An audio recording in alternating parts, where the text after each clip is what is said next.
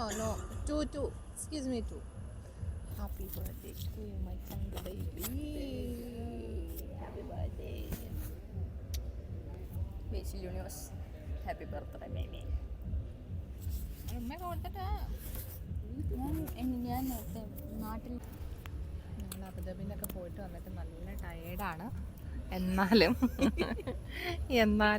എൻ്റെ കുഞ്ഞിൻ്റെ birthday celebrate ചെയ്യണം എന്ന് വിചാരിച്ചിട്ട് ഞങ്ങളിത് 12 മണിയായപ്പം 12 ആയില്ല, 12 ആവാൻ പോകുന്നു. ഇനി ഒരു 3-4 മിനിറ്റും കൂടെ ഉള്ളു ബർത്ത്ഡേ സെലിബ്രേറ്റ് ചെയ്യാൻ വേണ്ടിയിട്ട്. ഞങ്ങളിവിടെ ഇപ്പോൾ ഒരു ഹോട്ടലിൽ ഇങ്ങനെ വന്നിരുന്നു, ഫുഡൊക്കെ കഴിച്ചുകൊണ്ടിരിക്കുകയാണ്. ഞാനും അവന്തിയും തെച്ചും കൂടി. ഇപ്പം 12 മണിയാകും. അപ്പം ഞങ്ങളൊരു നൂഡിൽസ് ഓർഡർ ചെയ്തു, പിന്നെ ഒരു hot and sour chicken soup കുടിച്ച് കഴിഞ്ഞു. ഇപ്പം പറയാം, ബാക്കി പറഞ്ഞോ. ഇന്ന് അബുദാബിയിലൊക്കെ പോയിട്ട് വന്നപ്പോൾ സത്യം പറഞ്ഞാൽ ഭയങ്കര ലേറ്റായിരുന്നു. രാവിലെയും ലേറ്റായിരുന്നു. അപ്പം വൈകുന്നേരം വന്നപ്പോഴും നമുക്ക് നോർമൽ ടൈമിങ് എപ്പോഴാണ് 7:30 പിക്കപ്പ് വന്നത്. പക്ഷേ നമ്മളിവിടെ എത്തിയപ്പോൾ തന്നെ 10:30 എങ്ങാണ്ടായി. അപ്പം ഭയങ്കര ലേറ്റായി. ബട്ട് നമ്മൾ വിചാരിച്ച് ഫുഡൊക്കെ കഴിക്കണം. പിന്നെ ബർത്ത്ഡേ ആണ്. പക്ഷെ നാട്ടിലെ സമയത്ത് ഞങ്ങൾ രണ്ട് ആദ്യമേ വിഷ് ചെയ്തായിരുന്നു അല്ലേ. പക്ഷെ ദുബായിലെ സമയം 12 ആകുന്നു. ഒരു മിനിറ്റ് കൂടെ.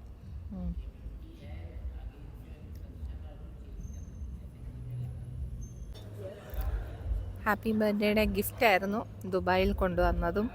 അങ്ങനെ ഇപ്പം 3-4 ദിവസമായിട്ട് ഇപ്പോൾ ഇവിടെ അടിച്ചു പൊളിച്ചുകൊണ്ടിരിക്കുകയാണ്. ഇനി 2 ദിവസം കൂടി ഉള്ളൂ, അത് കഴിഞ്ഞിട്ട് തിരിച്ചു പോകണം.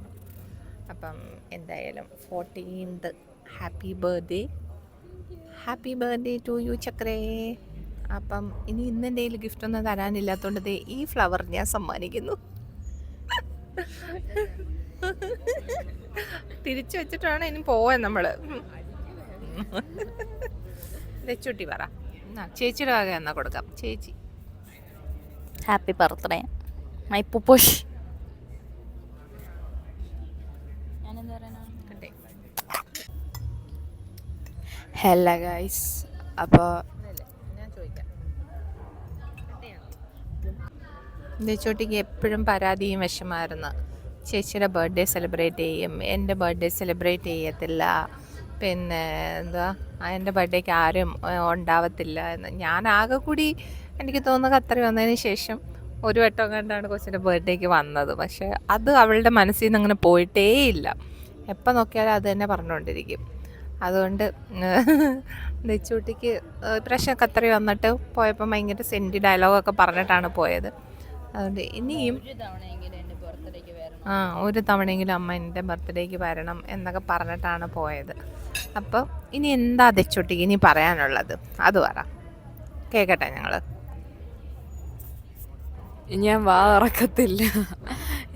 തുറക്കത്തില്ല ഇനി ബർത്ത്ഡേ വേണമെന്ന്. ഇത്രയും നേരം വെയിറ്റ് ചെയ്ത മൊമെൻ്റൊക്കെ വന്നു. മെയിൻ റീസൺ ഇവിടെ വന്നതിൻ്റെ ഇതാണ്. ഭയങ്കര ഹാപ്പിയാണ്. ഞാൻ ഇത്രയും വലുതായിട്ട് അങ്ങനെ പ്രതീക്ഷിച്ചൊന്നും ഇല്ലെങ്കിലും എൻ്റെ ആഗ്രഹം വീട്ടിൽ വെച്ച് നമ്മളെല്ലാവരും കൂടി ഒന്ന് കൂടിച്ചേർന്ന് ആഘോഷിക്കണം എന്നായിരുന്നെങ്കിലും അത് ആഘോഷിച്ചു. എല്ലാവരും കൂടി ഉണ്ടായിരുന്നു, ആഘോഷിച്ചെങ്കിലും ഇത്രയും ഇതിനൊക്കെ ഒരു ഭാഗ്യം വേണം. അപ്പോൾ തവണത്തെ ട്രിപ്പൊക്കെ അടിപൊളിയായിരുന്നു. കുറേ ചിരിച്ച് കളിച്ച് ചേച്ചീനൊക്കെ തള്ളിയിട്ട് അന്ന് ബീച്ച് വെച്ച് കറക്കി ചേച്ചിനെ തള്ളിയിട്ട് അതൊക്കെ അടിപൊളിയായിരുന്നു. മറക്കാൻ പറ്റാത്ത മൊമെൻറ്റ്സ് കുറേ ഉണ്ടായിരുന്നു, നല്ലതായിരുന്നു. താങ്ക് യു അമ്മ ഇത്രയും ചെയ്തു തന്നതിന്. അത് 14 വയസ്സൊക്കെ ആർക്കും കൊടുക്കൂടെ? ഇത്രയും 14 വയസ്സിനൊക്കെ ഇത്രയും ദുബായ് വരെയൊക്കെ gift. Thank you so much, love you. കൊച്ചിൻ്റെ ബർത്ത്ഡേ എന്നും പറഞ്ഞുകൊണ്ട് നൈസായിട്ട് ചേച്ചിക്കും ഗിഫ്റ്റുകളും സർപ്രൈസ് ദുബായ് വിസിറ്റൊക്കെ കിട്ടിയിട്ടുണ്ട്. അപ്പം ചേച്ചിക്ക് എന്താണാവോ പറയാനുള്ളത്? ഒന്ന് തള്ളി മറിഞ്ഞാട്ടെ. എനിക്ക് സർപ്രൈസ് ഒന്നല്ലായിരുന്നു കേട്ടോ, എനിക്ക് ഓൾറെഡി അറിയാമായിരുന്നു പോകുന്നതിൻ്റെ കാര്യങ്ങളും ഇല്ല. എൻ്റെ അടുത്ത് അമ്മ പറഞ്ഞിരുന്നത് നമുക്ക് നാട്ടിൽ വെച്ച് തന്നെ ആഘോഷിക്കാം എന്നാ പറഞ്ഞിരുന്നത്. ഇപ്പോൾ ഞാനും പറഞ്ഞു ഓക്കെ. അപ്പം ഞാൻ 2-3 സ്ഥലത്തൊക്കെ വിളിച്ച് ചോദിച്ചായിരുന്നു ഇങ്ങനെ ബർത്ത്ഡേ സെലിബ്രേറ്റ് ചെയ്യുന്നത്. ഞാൻ തിരക്കിയായിരുന്നു. അങ്ങനെ ഇരിക്കും ഒരു ദിവസം എന്നെ അമ്മ വിളിച്ചിട്ട് പറഞ്ഞു അവന്തി നമുക്ക് ബർത്ത്ഡേ ദുബായ് സെലിബ്രേറ്റ് ചെയ്യാമെന്നാണ്. അപ്പം ഞാൻ പറഞ്ഞു ഓക്കെ സെലിബ്രേറ്റ് ചെയ്യാം, കുഴപ്പമില്ല. അങ്ങനെ ഭയങ്കര ഭയങ്കര ഭയങ്കര പെട്ടെന്ന് പ്ലാൻ ചെയ്തൊരു സംഭവമാണ് ദുബായ് ബർത്ത്ഡേ. ആക്ച്വലി ഞാൻ കുറേ വർഷങ്ങളായിട്ട് ആഗ്രഹിക്കുന്നൊരു കാര്യമാണ് ദുബായി പോകണം എന്നുള്ളത്.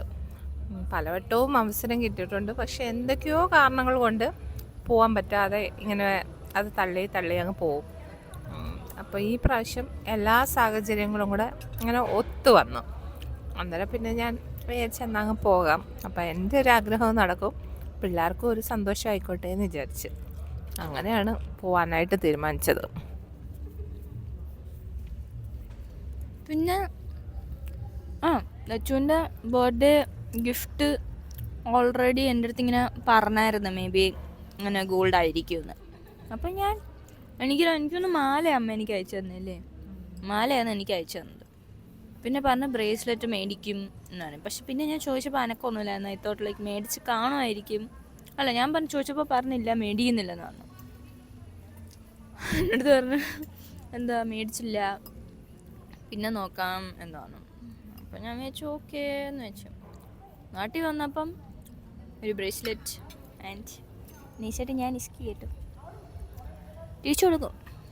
കുറച്ച് ദിവസം ഇട്ടിട്ട്, കുറച്ച് ദിവസമല്ല നാളെ കൊടുക്കും. ആൻഡ് പക്ഷെ എനിക്ക് വള ഞാൻ ഒട്ടും പ്രതീക്ഷിച്ചില്ലായിരുന്നു. നോട്ട് ഈവൻ ഒരു 1% പോലും ഞാൻ പ്രതീക്ഷിച്ചില്ലായിരുന്നു. പക്ഷെ എൻ്റെ വള ആരെ ഇട്ടേക്കുന്നതെന്ന് നോക്കുക. അതാ കണ്ട കണ്ട കണ്ട കണ്ട കണ്ട എനിക്ക് ഒരിക്കലും അങ്ങനെ ഞാൻ ഇത്രയും കാലമായിട്ട് ഒരാൾക്ക് വേണ്ടിയിട്ട് ഞാൻ ഒരിക്കലും ഒന്നും ചെയ്തിട്ടില്ല. എൻ്റെ 2 മക്കൾക്കും ഒരേപോലെ തന്നെ ഞാൻ ചെയ്തിട്ടുള്ളൂ, ഏത് കാര്യമായാലും. ഇപ്പോൾ ഈവൻ ഒരാൾക്ക് ചെയ്യാൻ പറ്റുന്നില്ല എന്നുണ്ടെങ്കിൽ അത് ഞാൻ 2 വേണ്ടാന്ന് വയ്ക്കും.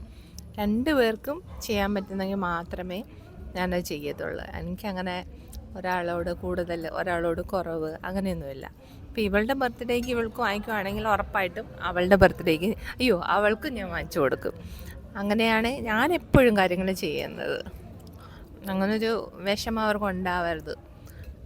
ആ കാരണം കൊണ്ട് തന്നെ 2 പേരെയും ഞാൻ എപ്പോഴും ഒരുപോലെ എല്ലാ കാര്യങ്ങളിലും മാക്സിമം കോർഡിനേറ്റ് ചെയ്ത് ഒരുമിച്ച് കൊണ്ടുപോകാൻ ഞാൻ ശ്രമിക്കാറുണ്ട്. ഇതുവരെയും അങ്ങനെ തന്നെയാണ് നടന്നിട്ടുള്ളത്. ഇനി അങ്ങനെ നടക്കത്തുള്ളൂ.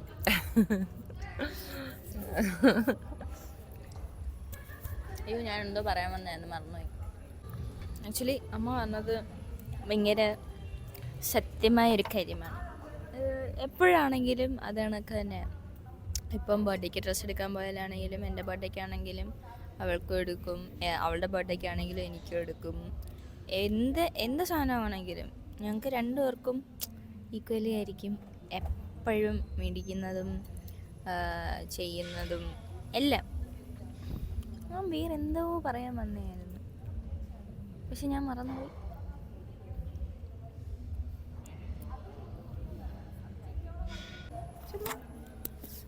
ഈ March 1 മുതൽ റമദാൻ തുടങ്ങുന്നുണ്ട്.